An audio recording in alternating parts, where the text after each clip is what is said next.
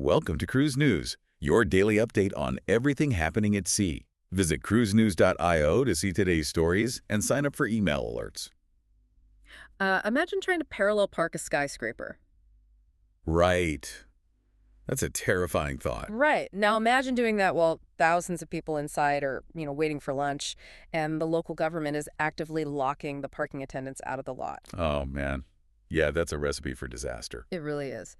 And today we are bringing you a very specific editorial lens for this deep dive, because cruise ports around the world are facing incredible, honestly unprecedented pressure right now. Yeah, pressure from disruption, massive growth, and just surging passenger demand across the board. Exactly. So we're looking at the hidden stress points of this explosion because, while the ships are getting vastly bigger and demand is absolutely through the roof, all of that incredible momentum is placing a crushing weight on the physical ports. It really is. Those ports are the actual lifeblood of the industry, and they are feeling the squeeze. Oh, big time. It is the ultimate operational bottleneck. You can build a billion-dollar state-of-the-art vessel equipped with, all the latest technology. Right. But at the end of the day, it still has to safely tie up to a concrete dock.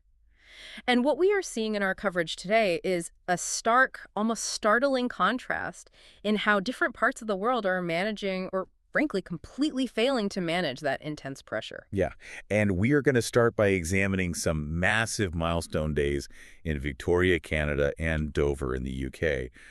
Those events really highlight this explosive industry growth. Yeah, they show how top-tier ports are currently, successfully managing record numbers. But then we're going to pivot hard. Yeah. We're going to contrast those success stories with a severe logistical and political breakdown happening right now in Ushuaia, Argentina. Which is a crisis that seriously threatens the upcoming Antarctic expedition season. It does. It's wild. But let's start with the sheer scale of the surging passenger demand. Victoria is painting an incredible picture for its projected 2026 season. Oh, yeah. Victoria is truly demonstrating what it means to be Canada's busiest port for cruise ship calls. Absolutely. The Greater Victoria Harbour Authority is currently projecting a record-breaking 335 cruise calls for their 2026 season. Wow, 335. Yeah. And to put that physical volume into perspective, they are expecting to process just over 1 million passengers. 1 million. Over a million. If you look back at 2024, they handled 316 calls and about 970,000 passengers. So crossing that 1 million passenger threshold is a massive logistical hurdle for any port city. I can imagine. It requires an entirely different level of, civic and operational orchestration. Yeah, I want to break down what those numbers actually look like floating in the water. Yeah. Because it's not just the sheer frequency of the ships arriving, is it? No, not at all. It's the staggering size and the operational diversity of these vessels pulling into the harbor. Like over just a 2-day period on May 9th and 10th, Victoria welcomed 3 highly distinct ships making their inaugural calls. Right, I saw that. First, you have Princess Cruises' Star Princess. This is a massive Sphere-class ship. It comes in at 177,800 gross tons. Which is huge. Yeah, and carries roughly 4,300 guests. And actually, for anyone wondering, gross tonnage isn't actually about the weight of the ship, right? Right, yeah. It is a measurement of internal volume. So a ship of that tonnage is essentially a massive, highly dense floating resort. Exactly. And then, right alongside it, you have Virgin Voyages' Brilliant Lady making its first ever Alaska run. That ship brings in 2,762 passengers and sits at 110,000 gross tons. And then, providing a totally different operational profile entirely, you had Silversea's Silver Nova. Right. This one is much smaller by comparison, carrying about 728 guests. But the engineering here is the real focus. It features a sophisticated hybrid power system. Oh, wait, a hybrid cruise ship. Yeah. Most traditional cruise ships have to idle their massive diesel engines just to keep the lights on and the kitchens running while docked. Which obviously churns out exhaust over the host city. Exactly. But the Silver Nova plugs into a massive onboard battery bank. Oh, wow. Yeah, allowing it to operate completely emission-free while sitting in port. Right. So Victoria isn't just managing human volume. The Port Authority is managing a massive spectrum of technical needs. Right. From provisioning a 4,300 guest megaship to, accommodating an emission-free luxury vessel, all arriving back to back. It's a lot to juggle. It is. And I'm glad you brought up the impact on the host city, because the insight here is that Indigenous community integration isn't just a public relations gesture anymore. No, definitely not. It is the operational bedrock. These ships were formally welcomed by indigenous leaders. Chief Jerome Thomas of the Esquimalt Nation officially welcomed the Star Princess, Right. and Counselor Jeannie George of the Songhees Nation greeted the Sunday arrivals. This highlights that the port operates on traditional territories, specifically the territory of the Likfongan people. Yeah, and without the blessing and active integration of the local community, the massive logistical footprint required to process 1 million tourists simply collapses. That alignment is vital, and it is driven by immense economic pressure to keep the entire system running smoothly. Like, official figures from the 2023 season show that cruise passengers and crews spent $214 million in the region. 214 million, that is just staggering. Right, and that single revenue stream supported 3,390 local jobs and contributed $109 million directly to the GDP. Wow.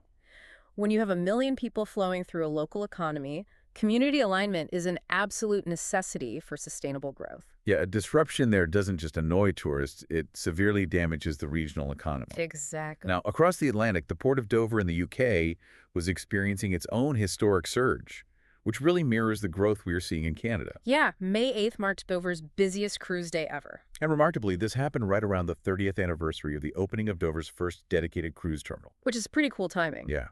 And they managed to successfully dock 4 ships simultaneously. That is 4 distinct, massive operations all running concurrently. You had Celebrity Cruises' Celebrity Eclipse, which was carrying 2,852 passengers on a transatlantic itinerary. Okay. You had Viking Sky making its first Dover call with 930 passengers, and then 2 smaller, highly specialized expedition ships. Ponant's Libello with 184 guests, and HX's Fram with 200 guests. It sounds chaotic. I mean, it really is like air traffic control, but instead of planes, you're parking floating small cities next to each other, That's a great way to put it. making sure the luggage, the food, and the passengers all flow to the correct terminals without, crossing streams. Yeah, and Dover is expecting 200,000 guests across 115 calls this year. So with over 1 million people flowing through Victoria and Dover stacking 4 ships at once, I want to know how these historical ports are physically adapting their infrastructure to handle these absolute behemoths. Yeah. You mentioned earlier that a ship still has to tie up to a dock. Right, yeah. The surge in ship size and passenger volume requires intense physical adaptation at the very edge of the concrete. It is really a matter of physics. Physics. How so? Well, Dover provides a great example of the hidden mechanics of port growth. To handle these larger vessels, they recently installed what are called quick-release mooring hooks. Okay, I have to stop you there, because quick-release mooring hooks doesn't sound like a game-changing piece of infrastructure. That sounds like a minor hardware upgrade you'd get at a supply store. I know, it sounds small. Why does that matter to the larger structural forces shaping the industry? It matters immensely because of the sheer tension involved. When a ship that is over 3 football fields long is tied to a concrete dock, the tension on those mooring lines from wind, currents, and the ship's own mass is unbelievable. Oh, right. That makes sense. Traditional bollards and lines require significant time and highly dangerous physical labor from the port crew to manage safely. Oh, wow. Yeah.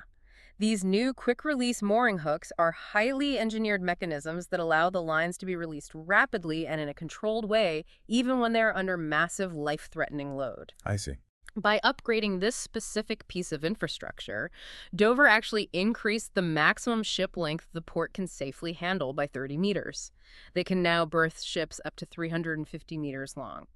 Wait, really? Just from the hooks? Just from the hooks. So it's essentially like replacing a standard, stubborn shoelace knot with a heavy-duty industrial carabiner. Yes. You're removing the physical struggle of wrestling with the rope, which safely speeds up the whole turnaround time. And that simple mechanical change unlocks the ability to host an entirely larger class of megaship. Precisely. It future-proofs the port's capabilities, and Dover's Western Docks operation isn't stopping with just the mooring hardware. What else are they doing? Well, they currently have 2 dedicated cruise terminals. Cruise Terminal 1, which is a beautifully renovated former marine railway station, is getting a brand new passenger boarding bridge in 2027 to further streamline the embarkation process. Oh, nice. They are constantly investing capital to keep the flow of passengers and ships moving safely.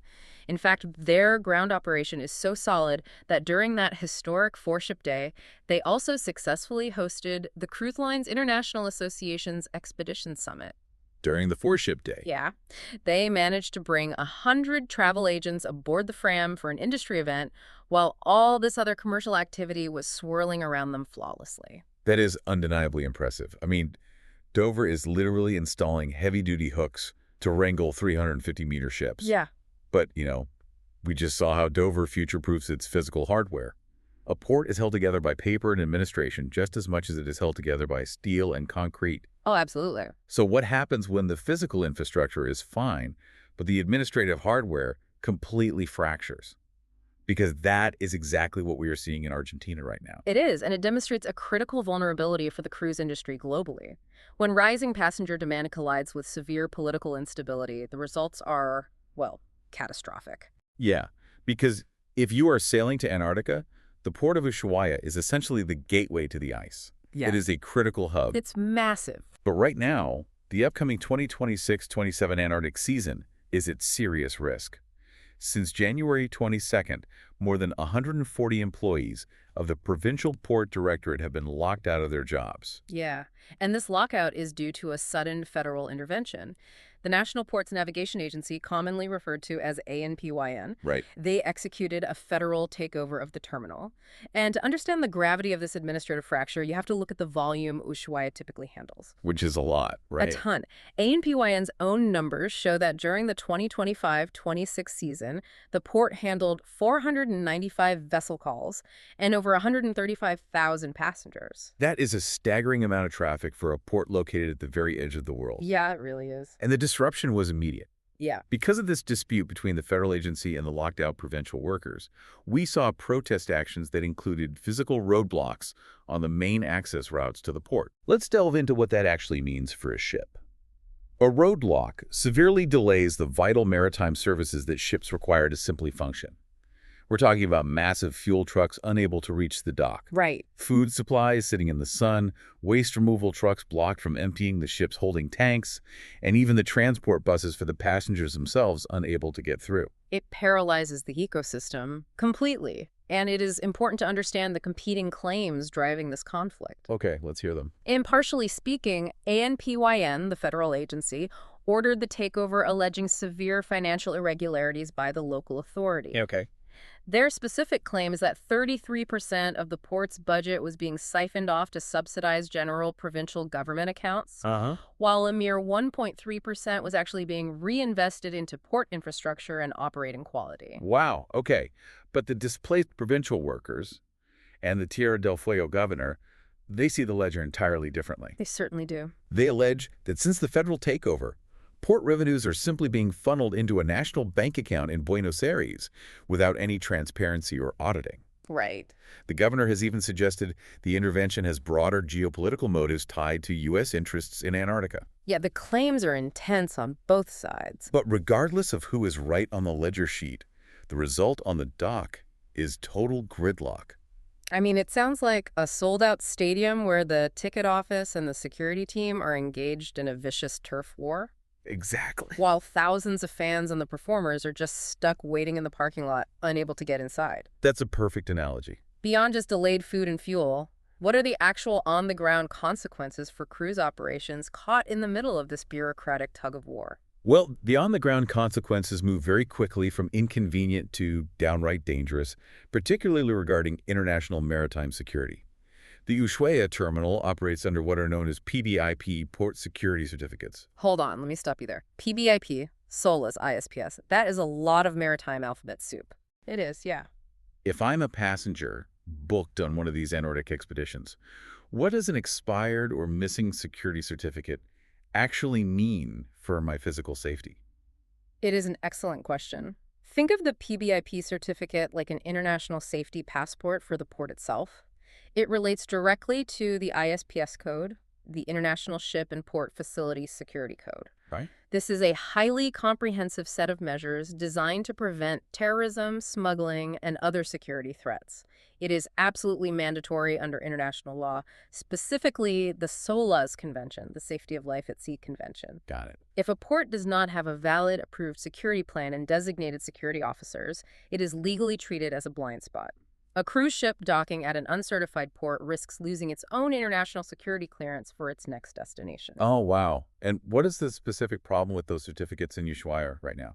The problem is that those mandatory security certificates and the equally important environmental emergency plans were issued to the provincial port directorate. Who are locked out? Exactly. Those are the people who are currently locked out of the building, not ANPYN, the federal agency running things now. Oh. According to the locked out workers, just days before the takeover, Argentina's Coast Guard certified the port met international standards through 2029. Good. But the workers allege that the original PBIP certificate essentially disappeared from the office right before the intervention, and that a duplicate delivered to ANPYN was never returned to the province. Wait, are you saying they literally walked off with the only legally binding safety paperwork? That's what's being alleged, yeah. That sounds like the plot of a maritime heist movie, not a standard administrative union dispute. You have international megaships pulling into a port where the fundamental, legally required security documentation is caught in a complete jurisdictional black hole. That is the reality on the ground, and the dysfunction doesn't stop at maritime security. It extends dangerously into public health. Oh, no. Yeah, we have a highly documented example of this from April 1st involving an expedition ship called the Hondius. Oh, right. The Hondius had a hantavirus outbreak on board. They did. Hantavirus is a severe, sometimes fatal respiratory disease, so you would expect an immediate, highly coordinated public health response the second that ship touched the dock. You absolutely would expect that. But because of this governance crisis, the system completely failed. What happened?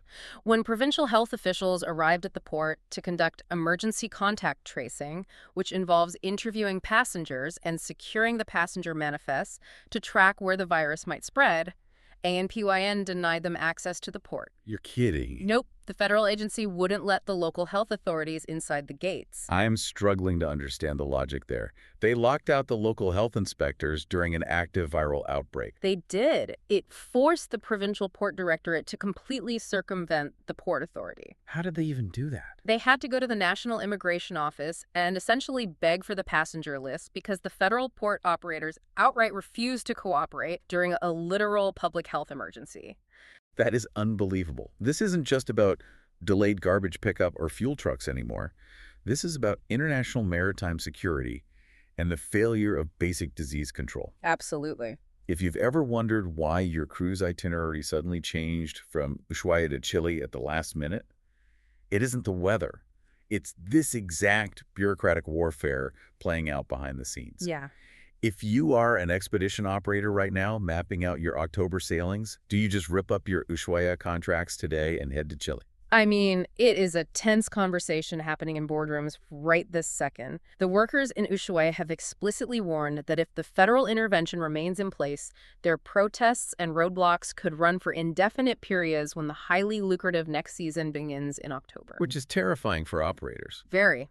As a direct result of that threat, expedition operators are looking very closely at Punta Arenas in Chile as a primary backup. But sailing from Punta Arenas isn't just a minor detour, is it? Not at all. It sits considerably further north on the Strait of Magellan. It is already used as an embarkation point for some Antarctic and Falklands voyages, particularly the fly cruise programs where passengers fly directly over the rough waters of the Drake Passage. Right. But shifting a massive chunk of the industry's home port operations from Argentina to Chile involves an incredibly complex realignment. You aren't just pointing a ship to a new piece of concrete. Yeah, and imagine. You have to reroute massive supply chains, renegotiate international flight charters for thousands of guests, and secure entirely new hotel contracts. It is an absolute logistical nightmare. Just a cascading effect. Exactly. Yeah.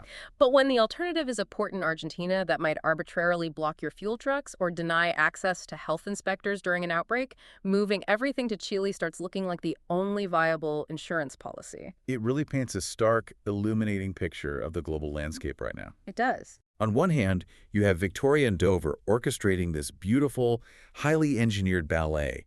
They are handling million-passenger seasons, utilizing new mooring physics to accommodate 350-meter ships, and integrating zero-emission hybrid power seamlessly into the local community. Yeah, true success stories. And then, on the other hand, you have Ushuaia. That crisis shows us exactly how quickly that entire complex ecosystem can grind to an absolute dangerous halt when the administrative foundation cracks. Couldn't agree more. Which leaves us with this final thought for you to ponder. As cruise lines continue to spend billions of dollars building technologically advanced hybrid-powered mega ships to meet this soaring consumer demand, they might be looking at the wrong constraint.